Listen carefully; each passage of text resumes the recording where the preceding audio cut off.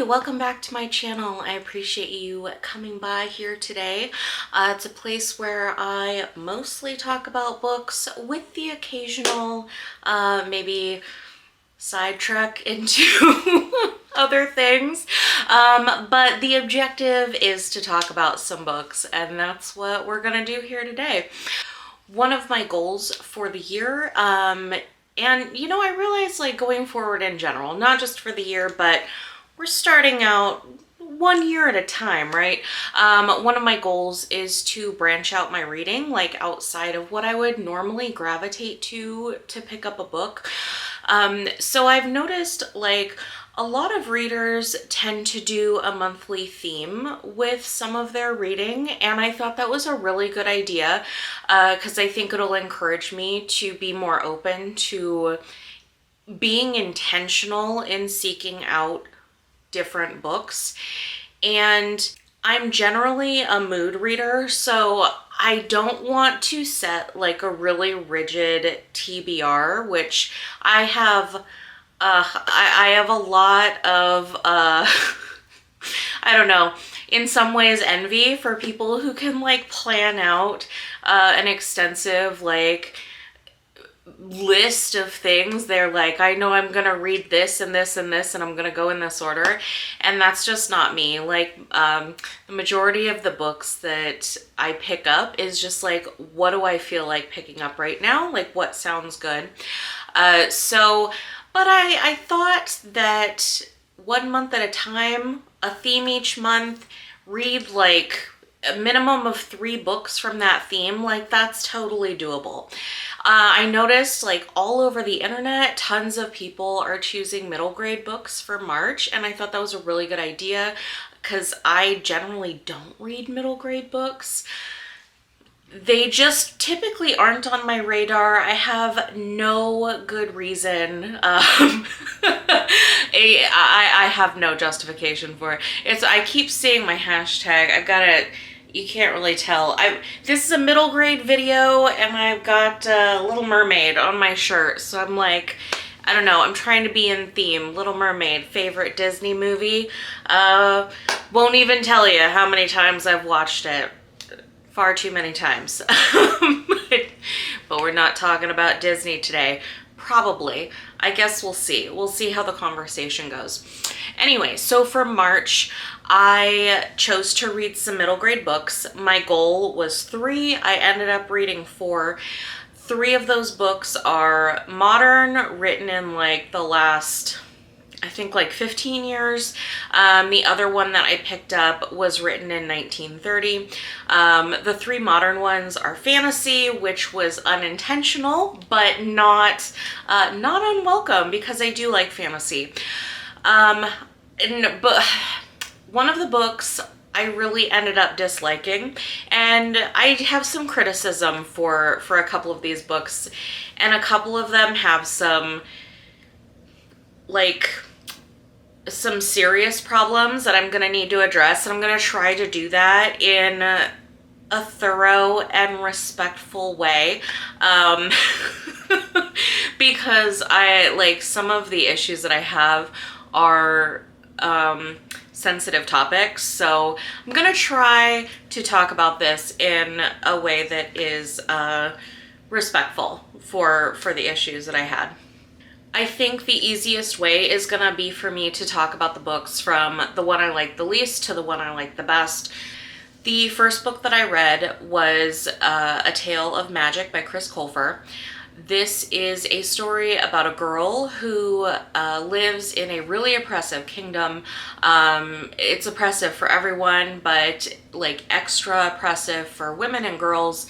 Our main character has always felt different, but she kind of thinks it's just because of like the environment that she's in. Like she doesn't feel like she only wants to be resigned to like housework for the rest of her life, which is the designated role of women in their society. So she has trouble connecting with people. She feels very out of place. Our main character, though, she loves to read, and reading is forbidden for women and girls. Like, no, they can't read unless it's like a recipe. So our main character has to read in secret. She is caught reading ultimately and faces a really severe criminal punishment for it. In the course of experiencing this punishment, she comes to find out that she actually is a fairy and has the magic of a fairy. So in this world, magic is real, but it's forbidden. There's the kingdom that our main character lives in, and it's neighbors with 3 other kingdoms. All of them have outlawed magic. It's all like every society views it as a very evil thing. There's like a 0 magic tolerance policy in this world that we're seeing. So the fact that our main character now knows that she has magic, like, that's of course a big deal.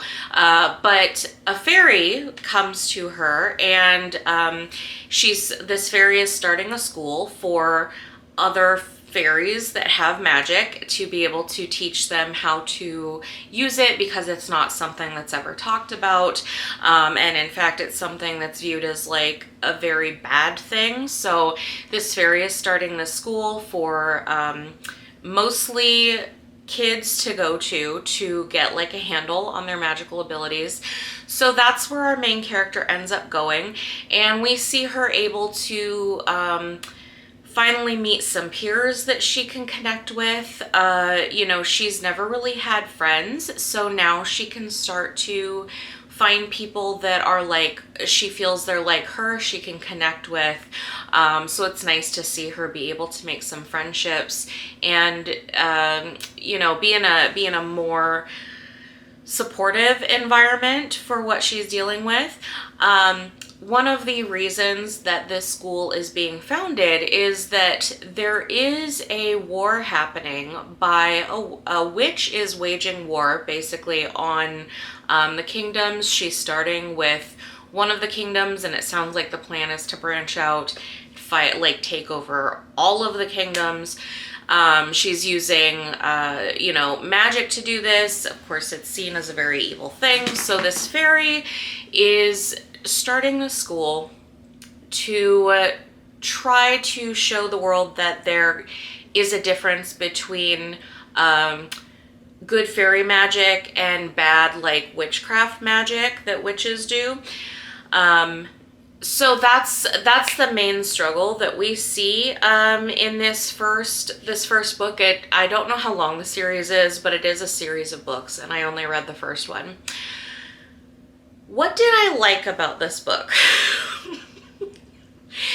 I liked that the main character, you know, she's a young girl and she has a real desire to learn. She wants knowledge. She likes to read. I think it's always a good thing to have, you know, women and girls portrayed as intellectual. I think that's a great message to have.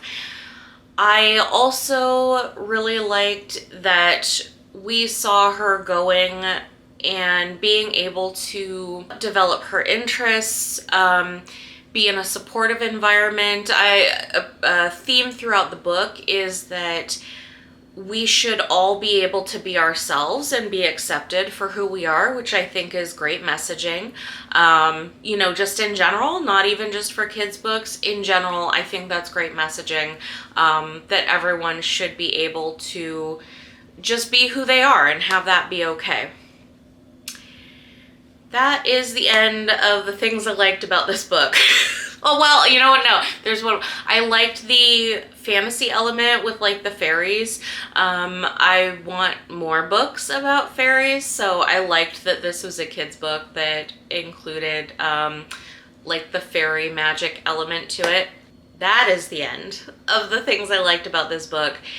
Unfortunately, I had some serious problems with this book that made me end up actually disliking it.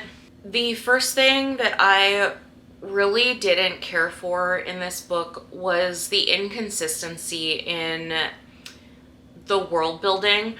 And this is absolutely something I recognize as subjective, like just for me. I find it hard to stay immersed when there's inconsistencies in a story. And one of the things I noticed is that some of the characters were using language that just didn't match the world that they were in. This takes place in kind of a medieval setting. It's a really oppressive society. Like I mentioned, women incredibly, like everyone is oppressed, but like especially women. But yet we had some characters using more modern language, and also specifically some characters talking about like abuse in those terms, oppression in those terms, human rights in those terms.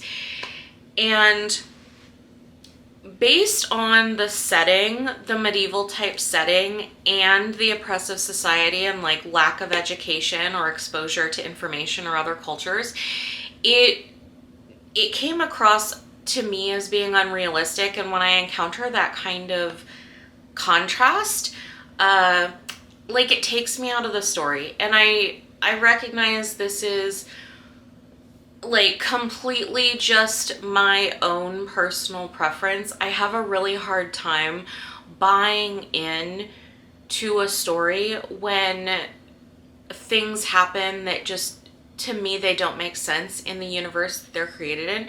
Like I really like different types of stories, like different genres, whether it be books or movies, TV shows, games, whatever. I can do like all different kinds of stories as long as they're written in a way that's consistent, like the universe makes sense, that the writer has created, the things that are happening make sense in the world that's been created for us. And so when I encounter like conflicting language like this for the setting that it's in, it just takes me out of the story. And I have a hard time like continuing to be invested when it's inconsistent like that. And I recognize this is, I'm sure, purely my own issues. So it was just my personal preference. I did not care for the inconsistencies in some of the language that was used. The other issues that I had, though, are more serious, and I'm going to try to explain them in a way that's going to make sense. And the main character experiences so many difficult things in her life. Her home life is somewhat difficult. I mean, she has a good relationship with her mom and one of her brothers, but her father is incredibly abusive. He's verbally abusive, emotionally abusive, physically abusive. Like, he's awful to his kids. He's awful to his wife, the main character's mother. Just in general, the father in this book is like really bad. Like, uncategorically, like indisputably a bad dude, right? And so at one point, he tells our main character, who we are rooting for, he tells her that he wishes she died. Like, he says that, which is, I mean, that's a horrible thing. That's a horrible thing for anyone to hear from their parent. But like, imagine being a kid and hearing that from your parent. Like, that's a traumatic thing to have your parent say to you, that they wish you were dead. And instead of handling this with care, the author just kind of has our main character ignore it and move to the next scene, and it's like never addressed. I'm gonna give another example of a difficult concept in this book, and then I'll talk about like overall why this really really bothered me with how it was handled. So there's another young character in this book, one of the main character's friends, new friends at the magic school, and he is really like struggling and having thoughts of self-harm, which is like, that's really difficult for anyone, but again, especially a child, to have those kinds of feelings. And once again, the author just kind of brushes past it to the next scene without addressing the significance of it. Why I struggled with the way some of these serious issues were handled in this book is because it seemed like the author used them to be shocking and didn't treat them with the care and significance and seriousness that they deserved. It felt like dismissive of these very serious traumatic experiences and feelings that some of these characters were experiencing.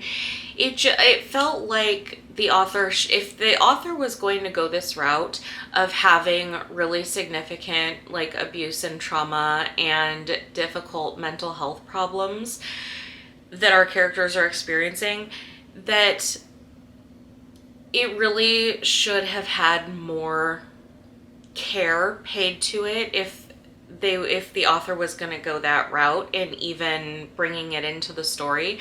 But like I said, he really didn't. Like, these things would happen and then just quickly move along to the next scene and like never be addressed at any point again.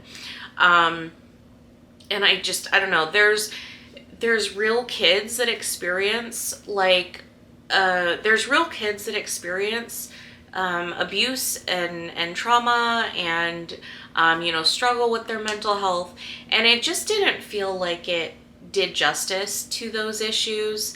But with the way that they were brought into the story and then just like never acknowledged again. So I really didn't care for that. It's not that he brought them into the story, it's that he brought them in, but then like didn't do anything with it. Just like moved on quickly without like dealing with it realistically in any way.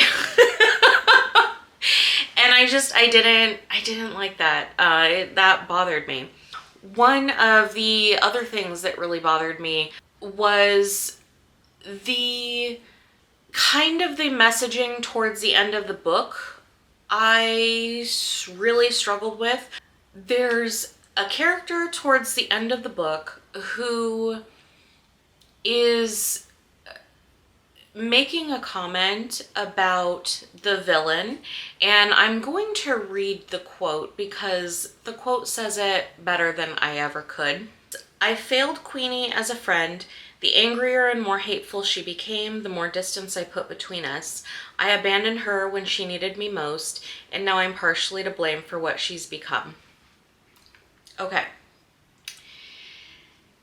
So Queenie is the villain, and this character is clearly talking about like she knew Queenie in the past. She feels like she is responsible for the really bad behavior that Queenie is doing now. The messaging here is, while it's understandable that this character would feel that way because that's definitely like codependent thinking, and it's like super common for a lot of people, feeling like it's your responsibility to manage other people. At least I think that's codependent, right? I don't know. I always confuse the codependent and the dependent. There's a lot of overlap between the two. Regardless, it's some unhealthy thinking, right? I think that's a fair way to put it. It's not really a good way for you to think about things, to like feel like you're responsible for the behavior and the choices of other people, right? Even though it's understandable, and I think so many people have felt that way or do feel that way, it's still not good for us, because like we don't control anyone but ourselves. And while this character's feelings were understandable and like saying that, my problem with this is that the author never followed up in demonstrating why that thinking is wrong. And that's such a bad message to send to kids. Like, that message is saying you're responsible for other people's actions and behaviors. If you have boundaries when other people are behaving in a way that's like harmful, if you put up boundaries, then you're a bad friend. You failed in some way. It's your job to make sure that like you keep trying no matter what. Like, that's a really bad message to send in general, but especially to kids. Like, boundaries are good, and it's no one's job, obviously. I'm sure I'm preaching to the choir here, right? Like, it's no one's job to try to control anyone else's behavior or the choices they make or anything like that.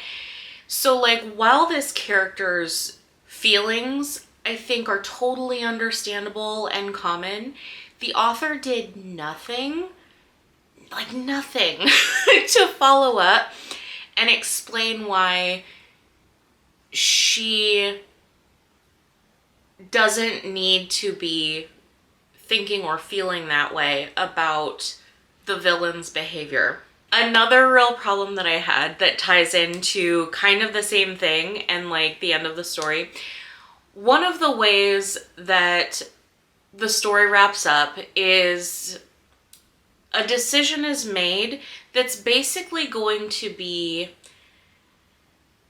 our main character has decided that lying to and manipulating people is okay because the ends justify the means. I'm not going to go into it in more specific detail because it is a huge spoiler if I do, but that's like the gist. Our main character has decided, in order to proceed and to move on in the story to what I assume is going to be continuing in the second book, that there's going to have to be a lot of lying to intentionally manipulate people to do what she wants. I can't tell you how much I disagree with this. Like, the road to hell is paved with good intentions, right? I almost all of the time disagree with the ends justifying the means. I hate to deal in absolutes. Like, I'm not a Sith, so I guess I don't want to say it's never okay that the ends justify the means, because I don't know, someone can come up with some example where I would have to acknowledge, okay, yes, in that situation the ends would justify the means. Off the top of my head, I can't really think of one, but it's totally possible that there exists a scenario where I would say the ends justify the means. However, in general, I don't believe that the ends justify the means. I don't believe that lying to people specifically to manipulate them, to get them to do what you want, is okay.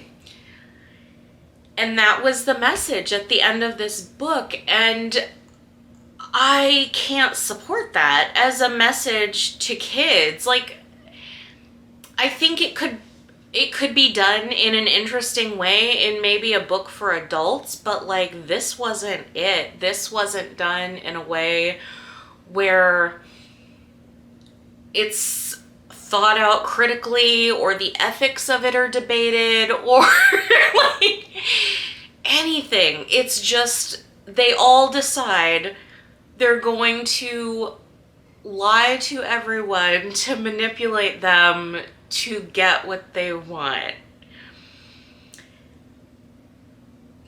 So for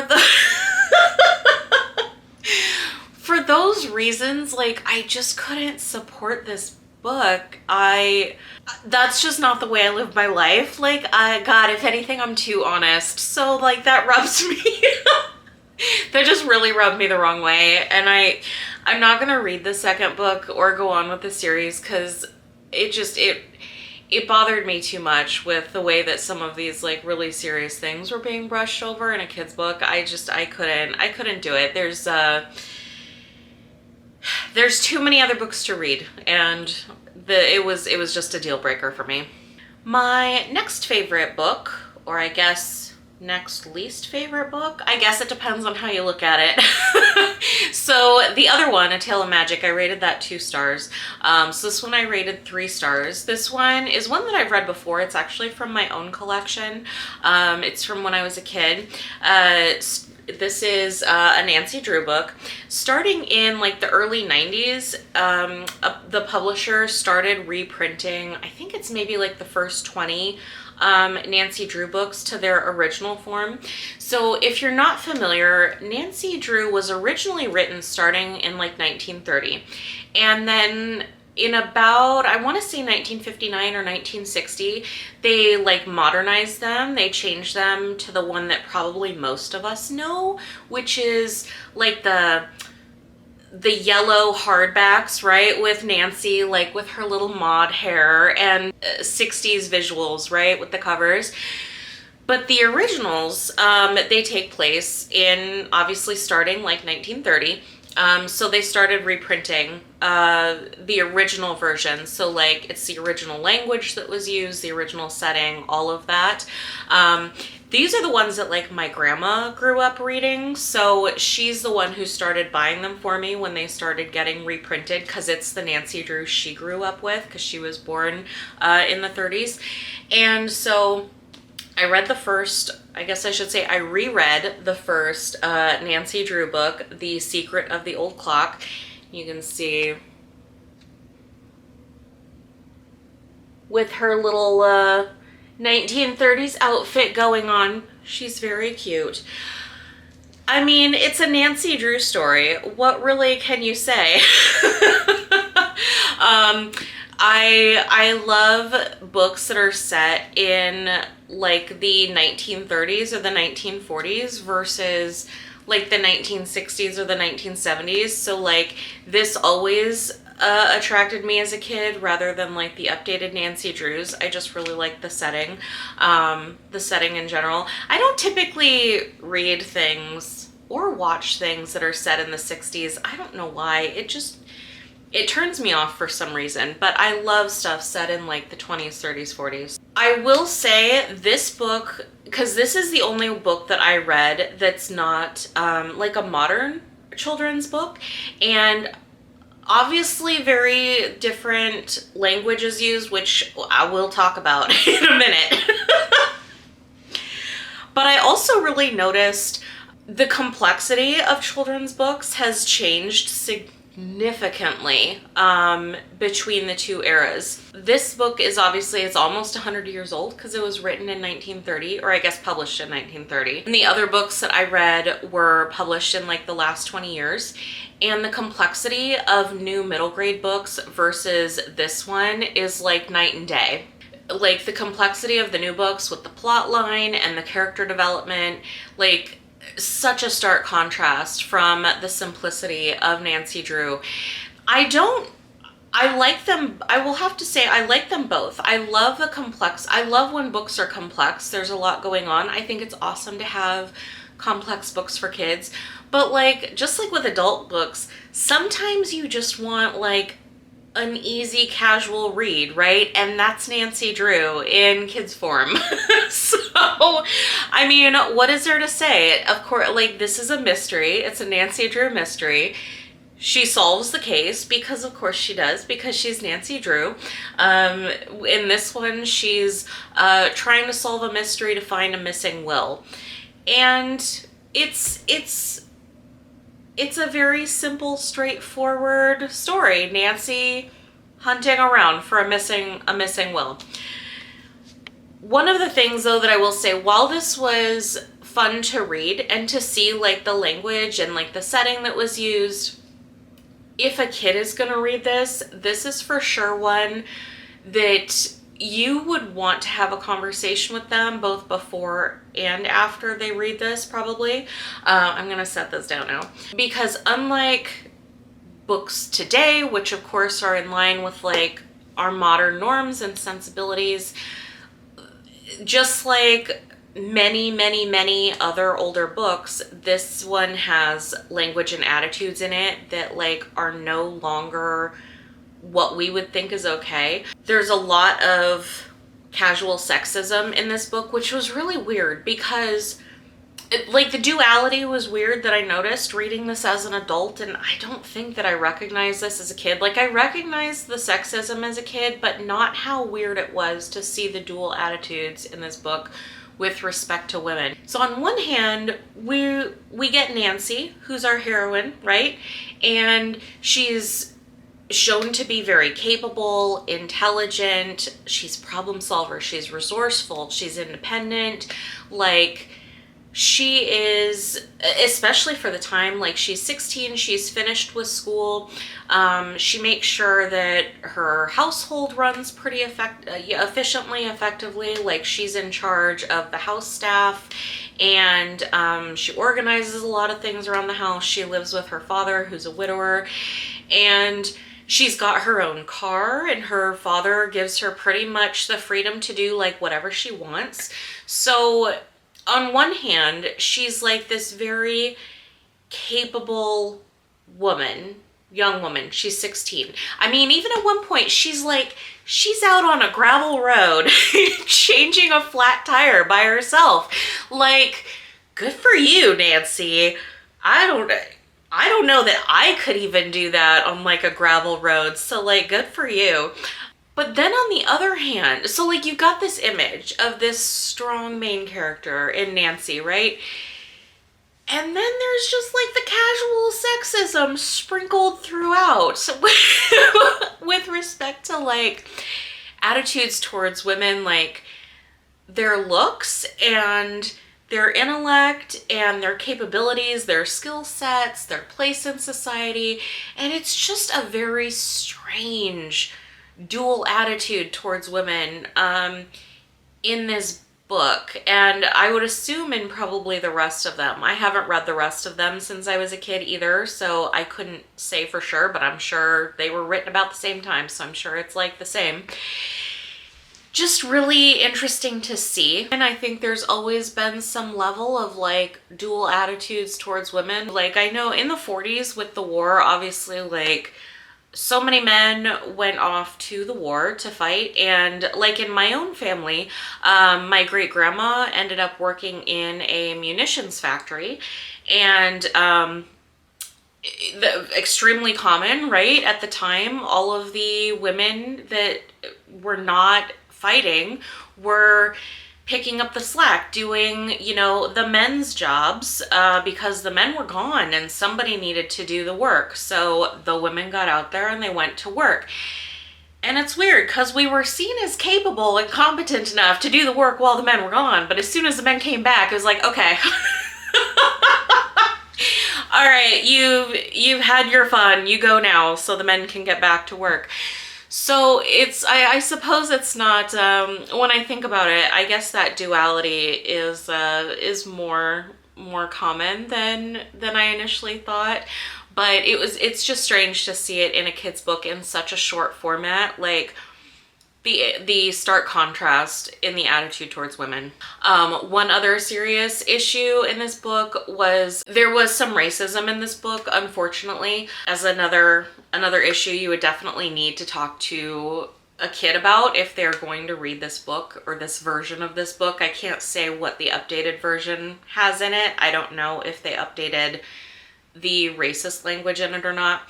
But there is a supporting character who's a black man, and the way that he's portrayed is definitely a racist depiction that unfortunately was very common at the time in media. And it's how they portrayed him, unfortunately, in this story as well. As an adult, I know that this portrayal is a very negative thing, but kids, you probably would need to talk to them about why and like how black people were portrayed in the media at the time, and you know, how that's changed, you know, the like the minstrel shows and stuff. Like it was basically a minstrel portrayal of a black man, which of course is like completely unacceptable. And unfortunately, with older stories, we often encounter the racist depictions of, you know, people who are not white. And I think it's important to still read older literature, because I don't think that we should shy away from reading things that make us uncomfortable, because it was a reflection of the time and attitudes at the time. I think it's important to keep in mind, like, these social attitudes when the book was written, because it's important to understand where we are now, like how we got here. And, you know, we still have things that we need to fix, like, with how we portray women and how we portray people, you know, various minority groups. So yeah, it's just something to keep in mind. Unfortunately, like many older books, but like I said, this book was written almost 100 years ago, so honestly, it shouldn't have surprised me. But like every time I read a depiction like that, I'm like, ooh, goodness. Like, it makes me personally very uncomfortable to see that kind of a depiction in any kind of media. But it's, if you're going to consume older media, like, you're gonna run into it. And so it's just something to be aware of, if especially if a young person is gonna be reading this. The next one, though, that I read, I really liked. It was called Winterhouse by Ben Guterson. This one I thought was, I found this next one like really enjoyable. So our main character is a girl who lives with her aunt and uncle. It sounds like her parents have passed away. So her aunt and uncle are really not portrayed as being very nice people. And over our main character's winter break from school, which is like 2 weeks, they are sending her to what sounds like a resort, called Winterhouse, right? Makes sense. And it sounds like a really beautiful, fancy resort, kind of in the mountains. It's like next to a lake. Our main character is very confused because like she's being sent by herself. Her aunt and uncle aren't very nice, so she doesn't know why they're sending her to like this nice fancy place for a vacation. And also, her aunt and uncle don't have the money to do this. Like, she's very confused as to where they would get the money for this because they don't have a lot. So that the aspect of like the why is she going here, it's all initially very mysterious, right? So she gets to this resort and she really enjoys exploring. She makes a friend there, which is great because she doesn't have a lot of friends. She's definitely a bookworm. Like, she loves to read. She's always trying to figure out puzzles. Like, she loves schoolwork, and her new friend also loves these things. So it's really nice to see her like kind of able to get out of her shell, make a friend. Most of this story follows her exploring Winterhouse, but also there's a pretty large library at this resort, which she loves. She loves libraries. She loves to read. So there's kind of a mystery surrounding the library and involving some of the guests and the hotel owner. So most of this story is her trying to solve the mysterious circumstances, goings-ons surrounding this library. I just thought it was a cute story. It definitely set it up for more books. I understand this is a series, and I plan to read the next book in it. I thought it was enjoyable enough to read the next one. The only reason that I rated this one 4 stars instead of 5 is because the ending was kind of depressing. I might change this to a 5-star rating depending on what's in the sequel, because I know obviously there's a sequel, so like maybe it fixes the ending, so it's not such a downer. But that was my only thing. I guess maybe I should reserve ranking this one until I read the next. But overall, I thought it was really enjoyable. I love to see main characters who love to read. I'm always a sucker for those kinds of stories.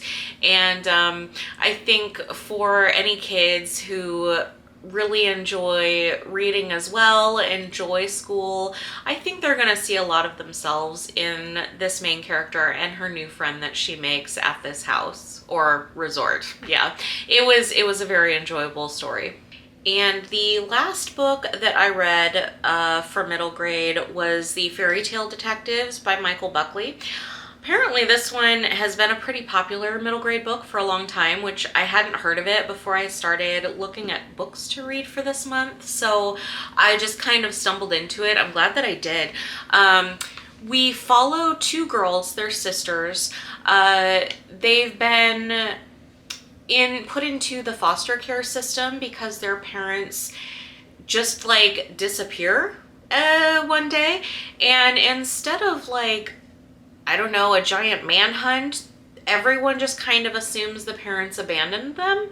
So the kids go into the foster care system. They end up in and out of a lot of foster homes. Finally, they're going to get placed with an elderly woman. She lives in like a small village outside of New York City. And so they're taken to her, and this elderly woman is like really nice, and the younger daughter, Daphne, she likes the older lady right away. The older sister, Sabrina, she's more skeptical. She just like the other foster homes, she doesn't want to be here. So the older woman, Granny, she ends up revealing to them that she's their actual grandmother, that she's their father's mother. And the younger daughter, sister, Daphne, she's more receptive to this, but the older sister, Sabrina, she's extremely skeptical. She thinks the old lady is either crazy or that she's lying because she says that their dad always told them that his mom had died before they were born, so she doesn't believe that it's possible that this older woman could be their grandmother. They come to, it's revealed pretty much right away that they're all actually part of the Grimm family, as in the Brothers Grimm. So these little girls are the sisters Grimm. It's the Grimm family's job to document magical happenings and keep magical objects safe, and to make sure that different, like the fairy tale characters, no one is using their magic for like nefarious purposes. And that's the village that they're living in. It's all populated by fairy tale characters. Well, I shouldn't say just fairy tale characters, fictional characters in general, not just from fairy tales, which was, it absolutely gave me Once Upon a Time vibes, the TV show. It's a lot of it was like that, like subverting expectations with some of these characters, like how you would think they would be from the fairy tale, but or the story, but like the real life version is a little bit different than what you were expecting them to be. So I thought that was fun. I know that there's more books in this series. I would hope that we get to see more of the fictional characters and how they're portrayed, you know, in the real world outside of their story that they're from. But basically, we follow these sisters. What happens one day, a giant comes along and like kidnaps Granny, basically, and Granny's boyfriend. So Sabrina and Daphne spend the majority of the story trying to figure out how to get Granny and Granny's boyfriend back. They've got to go and meet a lot of the different characters. They've got to figure out how to use some magic themselves. You know, they're problem solving. Sabrina accepts that Granny is really her granny, and you know, is very eager to get Granny and her boyfriend back. I thought that it was a cute story. I thought that it was, like I said, I love that kind of twist on fairy tale story situation that so many people I think are doing these days. Although I think this one was written, I don't know, maybe 15 years ago, wasn't it? Something like that. It's not a recent book, but I enjoyed it. I would definitely read the sequels in this, especially because at some point they've got to solve the mystery of the missing parents, right? That's like the entire reason that these kids are even being taken in by Granny. So I assume either the next book or at some point in one of these sequels, they've got to address, like, where'd the parents go? I thought that it was good. I thought it was cute, and I really enjoyed it. Overall, this was a 5-star book. If I hadn't mentioned that, I thought this was 5 stars. I really enjoyed the Fairy Tale Detectives. I thought it was very cute. Definitely gonna read the next book in the series for sure at some point. Don't know when. But yeah, overall, I would say interesting month reading middle grade books. Next month I will be doing, I already know for sure there's 3 books I know that I'm gonna read. I'm contemplating a 4th. I'll have to see what my commitment is gonna be like for time.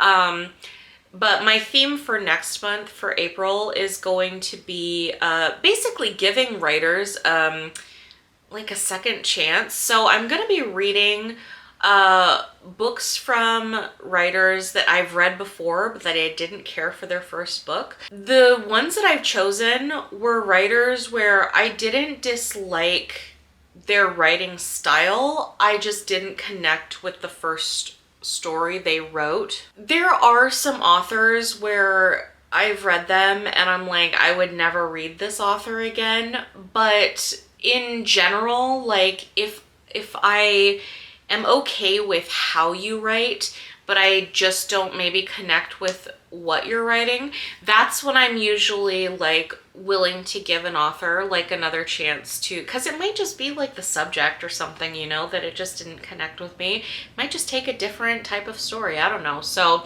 that's where I'm at. That's what I'm going to be doing for April. But yeah, I want to thank you for coming by today. Do you do any kind of themed reading, or are you a mood reader? You just stick to the TBR? You know, I know there's all different kinds of preferences when people read, which I think is, you know, it's so interesting. Our brains all work so differently. But have you read anything that I read? Do you agree or disagree with any of my feelings about the ones that I read this month? For sure, let me know. Like, definitely open to some good recommendations too for other middle grade books. Those are my thoughts on the middle grade books that I read this month. I want to thank you so much for coming and watching my video. Please remember to like this video and subscribe to my channel, and I'll see you next time. Thanks.